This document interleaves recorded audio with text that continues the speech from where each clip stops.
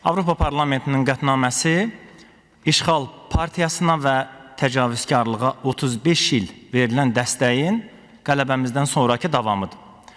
Qərbli çinovniklər və millət vəkillərinin nəzərində onların nəticəsini tanımadığı zəfərimiz hələ baş verməyib. Onlar 26 sentyabr erasında yaşayırlar. Xalq cəbhələri ümumiyyətlə dağıdıcı güc kimi meydana gəlib. Bilirsiniz ki, 2-ci Dünya müharibəsindən sonra faşizmə qarşı belə bir model irəli sürülmüşdü və o dövr üçün uğurlu sayılmışdı. Sonra onu Sovetlər Birliyinə qarşı tətbiq etdilər və gördülər ki, liberalizmi, mütədilliyi, barışı, demokrat ideallarını yox, daha artıq dərəcədə hər hansı bir sistemi məhv etməyə çox yararlıdır. Məhz ona görə də 90-cı illərdə Azərbaycanda da onu tətbiq elədilər və bir illik hakimiyyət o dağıdıcılığı göstərdi. Faktiki olaraq hamısında gedən bu islahatlar ki, ən azı keçmiş Sovet məkanında biz gördük, onlar reformasiya olundular, amma bizdə qaldı və məhbəslərə daha çox üzv istehsalı, xarici agentura ilə bağlar, beynəlxalq məkanda Azərbaycan əleyhinə təzyiq silahına çevrilmə, terror mediasında yer alma da həmin partiyanın məhsullarıdır. Ona görə də faktiki olaraq Avropa Parlamenti ondan narahatdır ki, xalq cəbhələri sıradan çıxsa, Azərbaycan kimi ölkələrə təsir və ya təzyiq silahları əldən gedəcəkdir. Faktiki olaraq heç bir tərəfdar gücü olmayan bir siyasi qüvvənin adı ilə qəbul edilən belə qərarlar ölkəmiz üzərində qurulan prokuror və hakim davranışının birbaşa nümayişidir. Donald Trump, Amerika Birləşmiş Ştatlarının rəhbərliyinə gəlişindən sonra USAID və digər bu adı yumşaq, amma özü isə daha sərt rejim dəyişdirmə silahları ifşa olundu, sıradan çıxdı.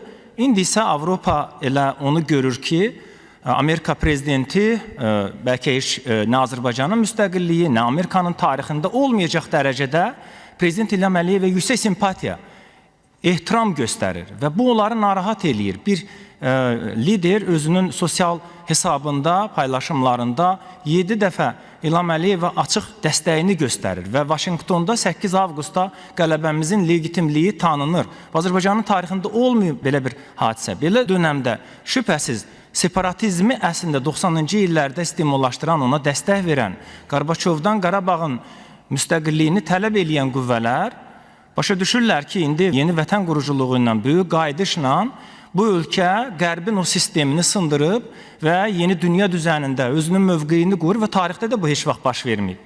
Belə şəraitdə onlar göstərirlər ki, əslində bu Əli Kərimli hadisəsi bir dövlət çevrilişinə cəhdin bir 10 illər ərzində davam edən bir hissəsidir və hansı ölkə bu prosesdə yer aldığı da bəllidir. İndi güya Rusiya əleyhinə olan 51 ölkə, koalisiya üzvləri, amma bu məsələdə gördüyünüz kimi dövlət çevrilişinə cəhdi mahiyyət etibarindən müdafiə edirlər. Ona görə də biz burada haqlı olaraq o mövqelər söylənilir ki, Qərbin o ideallarına hər birimiz vaxtı ilə inanırdıq və möhtərəm cənab prezident özü də söyləyir ki, belə bir inamı, ümidi bəsləyibdir. Ancaq indi biz siyasi lobbizmin və korrupsiyanın, geosiyasi maraqların bilavasitə əsas mühtəkir dairələri olan o qüvvələrin dünən çıxartdıqları qərarların mahiyyətini yaxşı bilirik. Bir Zəngilanlının, bir Qubadlının, Kəlbəcərlinin evinin tikintisinə 1 sent xərcləməyən, amma 2-ci Dünya müharibəsindən sonra Marshall planını yaradanlar onu sübut edirlər ki, insan haqları onlar üçün 100-cü dərəcəli məsələdir. O yerdə ki, bir xalqın, Ukraynanın taleyi görürsünüz nə vəziyyətdədir. Almaniyanın Müdafiə naziri Boris Pistorius deyir ki, Qərbin təhlükəsizliyi üçün Ukrayna döyüşməlidir.